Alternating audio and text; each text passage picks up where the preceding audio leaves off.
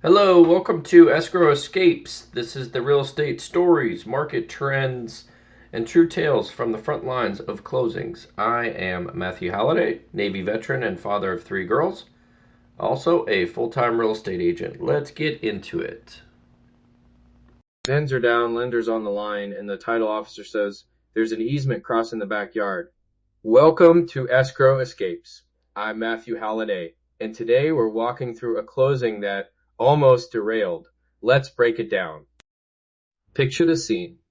A charming bungalow, a fenced yard that looked perfect for a dog, paperwork stacked, pens uncapped. The preliminary title commitment arrives the morning of closing, and buried on page 3 is a recorded utility easement. No poles, no conduit shown on the listing, nothing obvious on the survey at first glance. Izzo. Fundings were tight that day. The lender had a wire cut off in about 90 minutes. The room went quiet. The buyer's thumb started tapping the table. The seller's phone went to voicemail. You could feel the clock. The title officer began pulling prior deeds. The seller's agent tried the utility, and the buyer's agent called me with a flat, panicked question. Is this it? Do we lose the house? What saved the deal were 3 quick things. 2 that lived in paperwork, and 1 phone call that cut through the noise. I'm going to walk you through the exact moves we made and the scripts you can use. First, read the title and read it like you mean it. Don't skim the exceptions page. If it names a book and page, pull that recorded instrument and read it. If it references a survey, compare the survey lines point for point. Recorded doesn't always mean used. Some easements were filed decades ago and never exercised. Here's an immediate action you can take the moment you get a preliminary report. Search the exceptions page for the words easement, right-of-way, utility, and subject to. If any appear, forward that exact exception language to your title representative and ask 1 question. Is this currently exercised, and can it be released? Lesson 2. Options and negotiation. You generally have 4 practical paths: removal, modification, title insurance endorsement, or a contract contingency / escrow workaround.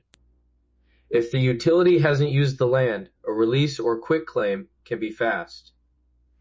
If they refuse, an endorsement can protect the buyer and lender against certain losses. Or negotiate an escrow holdback while the title company works the cure. Each option has trade-offs: timing, cost, and comfort level. Want the exact phone script we use to clear that easement? Use this. Hi, I'm calling about a recorded easement on property address. Our title report references your company. Can you confirm whether you actively use or plan to use this strip? If not, who signs releases and how do we request one? Ask for email confirmation and document everything. And if you're negotiating with the seller, try this language. We discovered a recorded easement that wasn't disclosed. Could you help get written confirmation from the utility? Or agree to a purchase price credit or escrow holdback while we clear title? It frames the fix as cooperative, not accusatory. Lesson 3. Paperwork and protections. Get everything in writing. If the utility issues a release or modification, make sure it's recorded. If relying on title insurance, ask for the exact endorsement name and what it covers. For example, an easement notice endorsement or a rights-of-way endorsement. If you're using an escrow holdback, the instructions must specify who controls the funds, what event triggers release, and dispute resolution. Clear timelines keep nerves calm and closings moving. Email threads are your best friend here. They create a paper trail. Let's pull this together. Here's the bottom line. Read the title closely and pull the recorded instrument. Verify whether the easement is used on the ground by calling the utility and checking the survey. And choose a practical fix that matches the situation. Release, endorsement, or escrow workaround. 1 quick checklist item to do today. When you get a preliminary title report, copy the exception language and send it to your title representative with the single question. Is this currently exercised, and can it be released? That 1 move prevents panic at the table later. If you want the printable 1-page checklist, words to search for, people to call, and scripts you can copy, It's in the episode notes. And a quick reminder, complex easement disputes sometimes need a title officer or a real estate attorney. Don't assume every exception is fixable without counsel. That's a wrap on this episode of Escrow Escapes. Thanks for listening.